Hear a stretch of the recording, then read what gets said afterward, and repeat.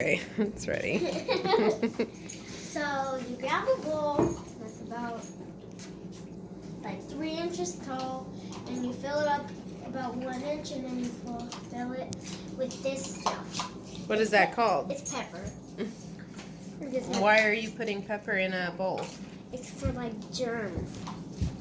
So it's to Put it in. imitate germs? So look, so if you put it in, how it's on you, all the germs is on you. Can you see your Now, finger? See? You put it in. See how it's like that? Wait 1 second. This is, how can you get germs on you? What are ways that germs can get on you? It gets away from me. No! Noah?